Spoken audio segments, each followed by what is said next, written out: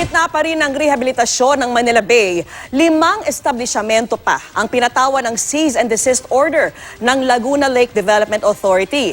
Dahil pa rin yan sa pagtatapon ng maruming tubig na diretsyo sa Manila Bay.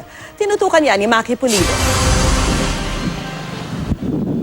Inabutang sarado ng mga taga-Laguna Lake Development Authority ang Jollibee sa Macapagal Boulevard, Pasay City. Nagsabi naman na raw ito na pansamantalang isasara ang kainan habang inaayos ang kanilang sewerage treatment facility. Pero dinaanan pa rin ito ng enforcement team para ipaskil ang mismong cease and desist order sa pintuan at ipaskil ang karatulang closure order. 160,000 MPN ang fecal coliform level ng wastewater mula sa naturang branch, 200 ang standard. Nagpaliwanag daw ang fast food branch sa LLDA na nasira kasi ang kanilang wastewater facility. Kahit na may sira ang kanilang facility, yung kanilang wastewater treatment facility, dapat ay hindi pa rin nila itinatapon directly sa drainage system nang hindi treated. Sinusubukan ng GMA News na makuha ang panig ng naturang fast food branch. Ang Max Restaurant naman sa Orosa Street, Ermita, Manila, nakiusap na huwag munang ipatupad ang closure order sa kanila. 160,000 MPN din ang fecal coliform level ng wastewater mula sa restaurant. Kung ipapasara din ngayon po yung sinasabi yung water source lang. Siyempre magkakaroon din po yun ng hamper dun sa operation. Kaya hindi namin siya may allowed na ipasara nyo na agad yun. We're just doing our job. Ito po yung standard operating procedure natin.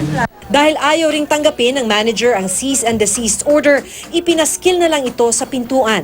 Sinabit din ang karatulang closure order. Tuloy pa rin yung pag-implement natin, no? Whether or not hindi ho nila to tanggapin or tanggapin nila. Sinelyuhan ho namin yung mga source of water pollution, yung mga faucet nila, no?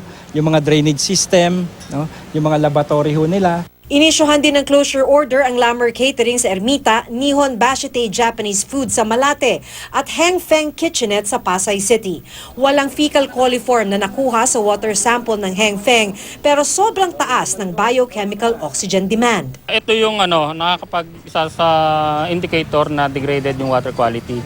Pagka ganito na yung concentration ay hindi na madidecompose yung mga organic matter na andoon sa tubig. Kung saan na yung labas ng tubig, yan na lang yung sundan namin.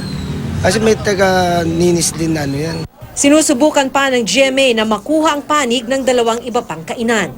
Sa kabuuan, 16 na business establishment na ang naisyuhan ng cease and desist order pero Gloria Maris Restaurant sa Pasay pa lamang ang nabibigyan ng temporary lifting order. Ito'y matapos makapagsumite ng mga dokumento tulad ng mga hakbang o remedial measures para hindi dumiretso ang kanilang wastewater sa Manila Bay. Ang DPWH naman pinaghahandaan na ang gagawing dredging o paghuhukay sa Manila Bay na sisimulan sa mga susunod na linggo. Meron ng anunsyo na ikinabit ang DPWH na nag-aabiso sa publiko kaugnay ng mga ipepwestong heavy equipment para rito.